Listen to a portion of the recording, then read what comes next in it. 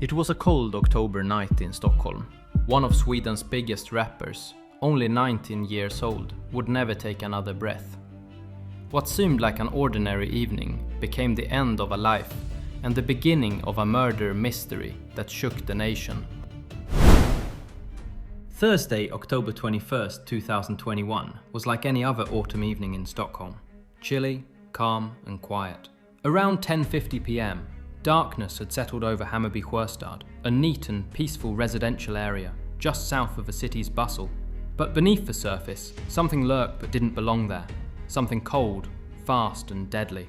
In an inner courtyard stood the rapper Einar, one of Sweden's most famous young artists. Only 19 years old, yet already a superstar. He was there with two other men, also rappers. They were talking by a bicycle shed. It seemed like an ordinary night, but someone had planned something else. Suddenly, two masked men appeared. They were dressed in black and armed. Without saying a word, they started shooting. Gunshots echoed between the buildings. Witnesses in the area heard more than 10 shots. The three men ran in different directions.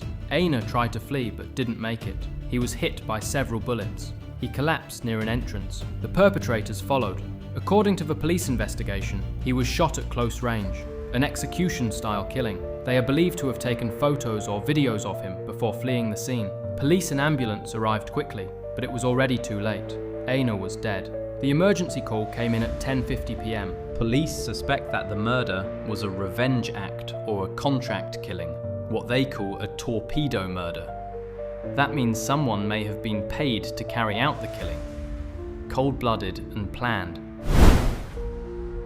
Nils, born in Stockholm in 2002, was the son of actress Lena Nilsson. He grew up in Enskede, an environment marked by both safety and hardship, where music and culture lived side by side with crime and violence. Even as a child, he was creative and expressive, but school was a struggle. During his teenage years, he got into conflicts, displayed aggressive behavior, and spent time in various youth homes. It was there, amid difficulties, that music became his outlet. He started writing lyrics, rapping, and recording. His style was raw and direct, a language describing the world around him.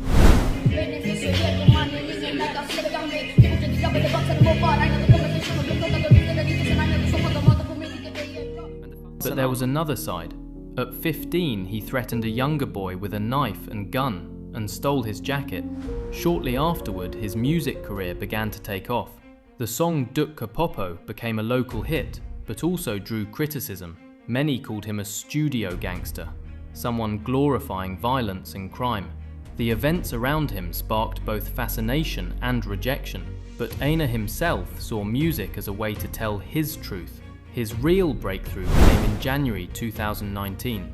From a youth home, he uploaded the song Katten i Trakten. Within days it exploded on Spotify, reaching #1 on the Swedish charts. Suddenly, Einar wasn't just a rising name, he was a superstar. That same year, he released 2 albums, Första Klass and Number 1, both filled with stories of street life, money, weapons and power. He topped charts, sold out clubs, and quickly built a huge fan base. His success also led to awards. In 2020, he won New Artist of the Year and Hip Hop of the Year at the Swedish Grammys Awards, and received P3 Guld for Katten i Trakten. He was the most streamed artist in Sweden. For many young people, he became an idol, a symbol that you could make it despite difficult circumstances. But in the background, conflicts grew. According to some reports, new companies were set up by his mother so that he could release music and keep the profits himself. This caused old allies to turn against him. It all started when rapper Yasin, who was connected to the Vårby Network, took part in plans to lure Einar to a place where he could be overpowered. The first kidnapping attempt failed, but soon after, the network succeeded. This time, rapper Haval acted as bait. He convinced Einar to come along, and on the way, several masked men grabbed him. Einar was taken to an apartment in western Stockholm, where he was beaten and humiliated. The kidnappers took photos of him, with a dog leash around his neck and his gold chains placed on someone else. These photos were later used for extortion. He was also robbed of a Rolex watch worth around 300,000 Swedish kroner, several gold chains worth more than 160,000 Swedish kroner, and a pistol. The plan wasn't just to humiliate him. The gang demanded 3 million Swedish kroner not to spread the pictures and to leave him alone. When the money didn't come, encrypted chats revealed discussions about planting a bomb at Einar's or his mother's home to increase pressure. A bombing attempt was planned, but when police appeared in the area, it was aborted. People close to him, networks that had once helped him rise, felt betrayed when his money and contracts came under his family's control. Old loyalties turned to betrayal. In April 2020, Einar became entangled in one of the most high-profile criminal cases in modern Swedish history, the kidnapping carried out by members of the Vårby Network. The case was revealed only after French police cracked the encrypted messaging service EncroChat, giving Swedish authorities access to gang communications.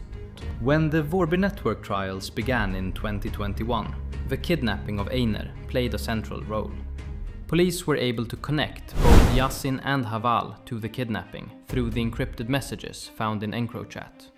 Yasin was sentenced to 10 months in prison for preparing a kidnapping.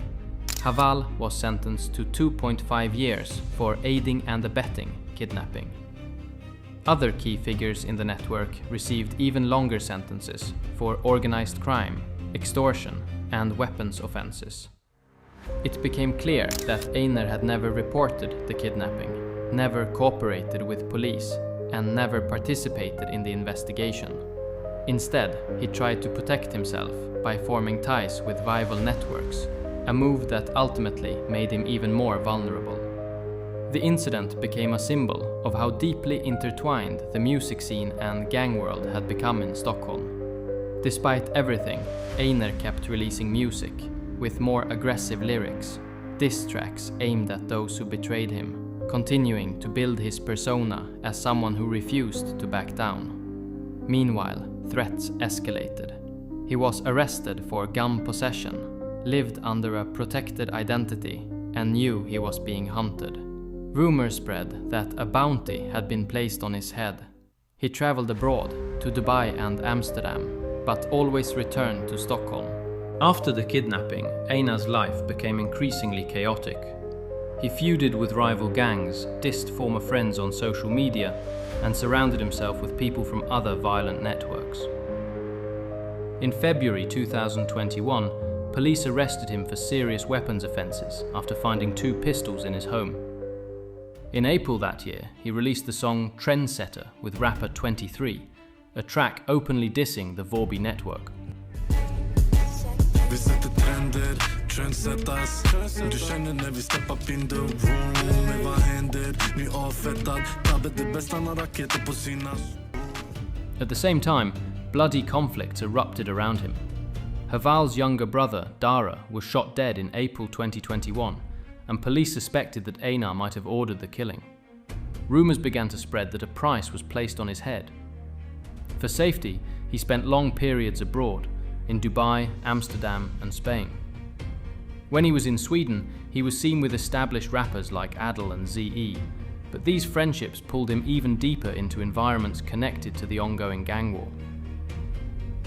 On October 21st, 2021, he spent the day with rapper WC Bar before meeting Adele and Dumla in Hammarby Sjöstad that evening.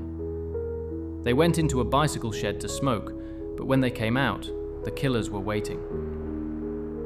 Einar tried to run through the courtyard toward a building entrance, but he didn't make it. Shots were fired at close range. At least one hit him in the head. The murder took less than a minute. The men filmed his body before fleeing. The entire country was in shock. A 19-year-old award-winning artist, celebrated by hundreds of thousands, had been brutally executed. His murder remains unsolved. Dumla, one of the men present that night, was himself shot dead on Christmas Day 2022. The real motive behind the murder is still unclear. Was it revenge, a hit ordered by rivals, or simply the inevitable result of being too deeply entangled in gang conflicts? There have been rumors that rapper Einar was involved in the murder of Aval Khalil's brother Dara. Dara was shot dead in Kista, Stockholm, in early 2021. After Dara's death, Einar released the song Voi, which some interpreted as a diss toward Aval. In another song, Dansa, fans pointed out lyrics that might refer to the event. These tracks are believed to have intensified the feud between Einar and Aval. After Einar's death, Aval released a song suggesting he watched the murder via FaceTime. This fueled speculation about whether the killing had been ordered or if Aval was directly involved. However, police have not confirmed any such claims, and no concrete evidence links Aval to the murder. In summary, while there is speculation and rumor about Aval's involvement, there is no official evidence supporting those claims. Einar's murder remains unsolved, and no one has been held accountable. Einar's story is more than the journey of an artist. It's the story of a boy from Dalen who became Sweden's biggest rap star, but who was also trapped in a world of violence, betrayal, and crime. He won awards, sold platinum records, filled arenas, and inspired thousands of young people. But he was also kidnapped, threatened, and lived under constant danger. When the end came, it came brutally and fast. Today, only the music remains, the songs still being played, and the questions that will never be fully answered. Who killed Einar?